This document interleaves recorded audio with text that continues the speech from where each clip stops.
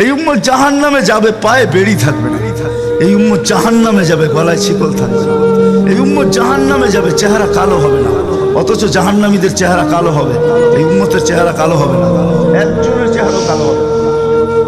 ফেরেশতা জিজ্ঞেস করবে, আল্লাহ চেহারা তো ঝকঝকে, গলায় নাই শিকল, পায়ে নাই বেড়ি, হাতে নাই হাত করি, এটা আবার কি পাঠায় দিলেন? তো আল্লাহ জবাব দিবে, আমার বন্ধুর উম্মত, খবর দাও। তো ফেরেশতা মালিক জিজ্ঞেস করবে, দারোগা হাতকড়ি নাই কেন? বলছে, যেই হাত উঁচুতে ব্যবহার হয় ওটা হাতে হাতকড়ি লাগে না।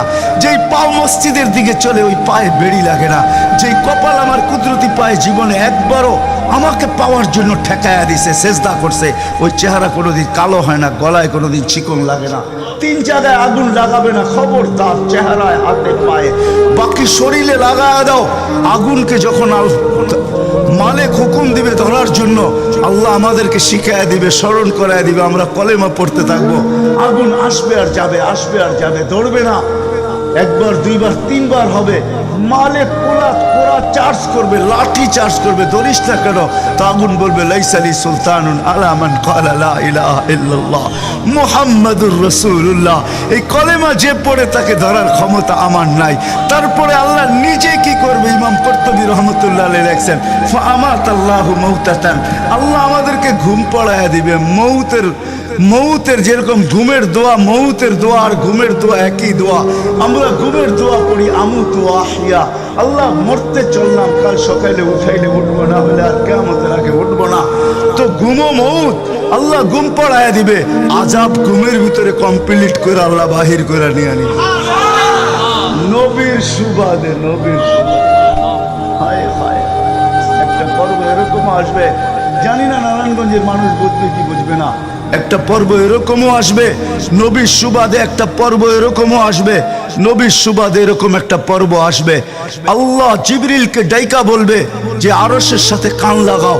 তো দেখবে যে আরশের সাথে কান লাগা একটা ক্ষীণ আওয়াজ আসতেছে, যেইখানতে বলতেছে, হান্নান মান্নান আনকিদনি, ও হান্নান মান্নান আমাকে বাঁচানা।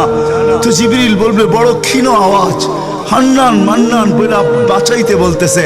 বলছে, জিবরিল দৌড়ে যাও, আমার বন্ধুর উম্মত আমাকে বাঁচানোর জন্য ডাকতেছে।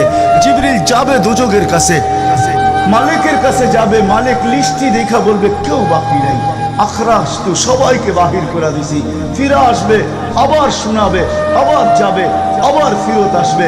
তৃতীয়বার এসে আল্লাহর ঠিকানা বলে দিবে, যাও দোজখের ওই অথই তলদেশে যায় দেখো, কয়লার মতো কয়লা হইতে হইতে পোকার রূপ ধরে গেছে, উপরে পড়ে আছে, ওইখানে যে কান লাগাও।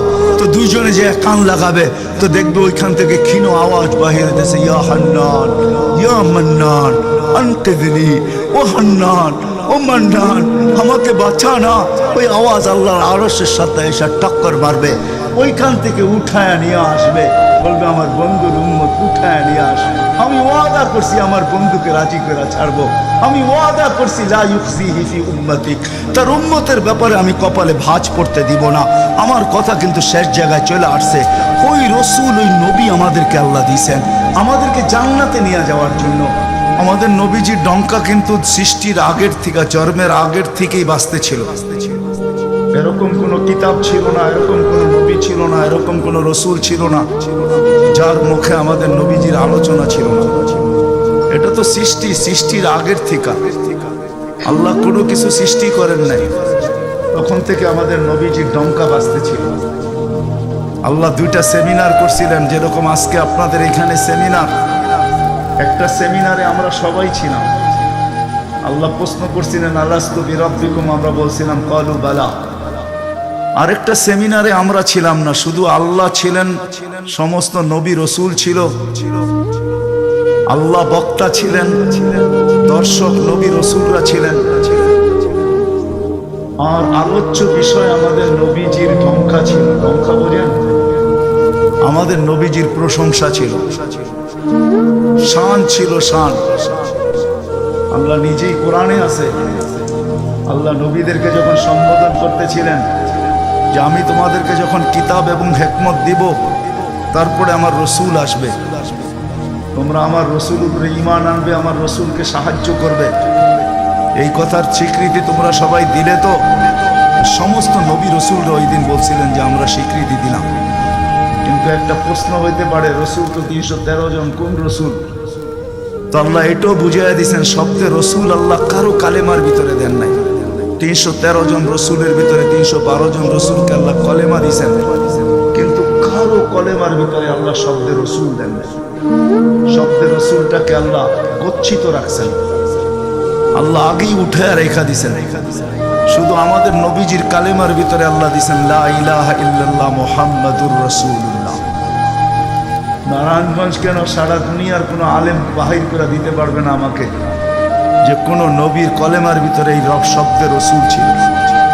তো আল্লাহ সেমিনার করছেন, এখনো অস্তিত্বই হয় নাই, এমনকি কোনো সৃষ্টি হয় নাই। সৃষ্টিরও 1000 বৎসর আগে থেকে আমাদের নবীজির দোল আর ঢঙ্কা আল্লাহ বাজাইতেছিলেন।